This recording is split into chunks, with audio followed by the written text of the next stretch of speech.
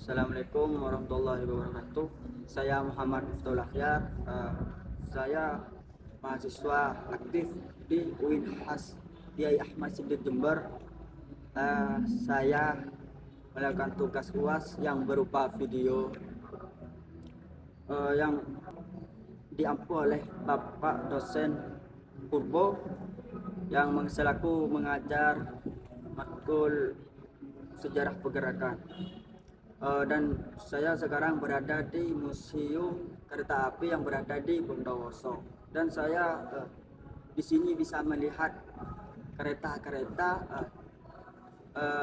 peninggalan kolonial Belanda yang saat ini masih terjaga dan masih bisa dikunjungi oleh generasi-generasi sekarang. Di sini saya akan menjelaskan, dan tonton terus video ini.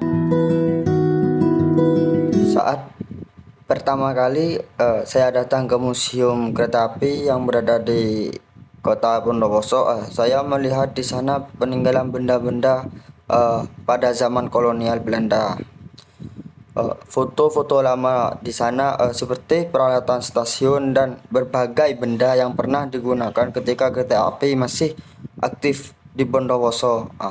Melihat semua ini, saya membayangkan bahwa suasana di tempat ini pada puluhan tahun dulu, bahkan ratusan tahun yang lalu. Pada masa penjajahan Belanda, kereta api tersebut dibangun untuk mengangkut hasil perkebunan seperti kopi, tebu, dan tembakau.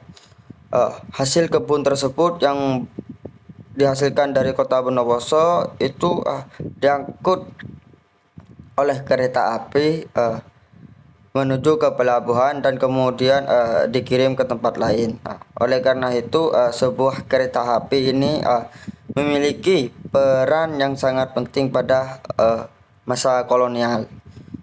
Tapi saya mempelajari waktu di sana, ternyata kereta api bukan hanya digunakan untuk mengangkut barang, tetapi juga menjadi salah satu transportasi masyarakat untuk kepergian ke daerah yang cukup jauh, dan orang-orang yang sebelum jarang bertemu akhirnya bisa saling bertemu dengan adanya kereta api ini. Dari sinilah hubungan sejarah pergerakan nasional Indonesia pada masa kolonial Belanda di waktu itu.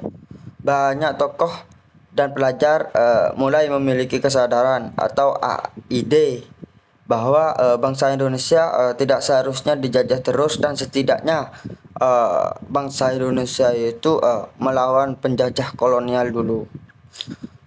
Dengan adanya transportasi itu lebih mudah menyampaikan ide-ide dan menyampaikan perjuangan-perjuangan ke masyarakat-masyarakat yang daerahnya cukup jauh dari Bondowoso. Dan masyarakat yang tinggal di daerah sekitar itu berbeda, mulai mengetahui bahwa mereka memiliki nasib yang sama, yaitu diperbudak oleh kolonial Belanda. Kesadaran itulah kemudian menumbuhkan semangat persatuan dan kesatuan, dasar lahirnya pergerakan nasional Indonesia. Saat perjalanan saya ke museum, saya membayangkan bagaimana orang-orang dulu, pahlawan-pahlawan dulu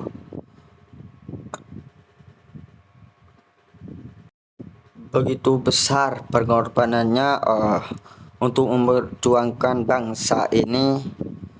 Tidak hanya dilakukan dengan pertempuran, tetapi juga melalui pendidikan komunikasi yang melalui kereta api di museum ini, dan hubungan antar masyarakat yang semakin meluas.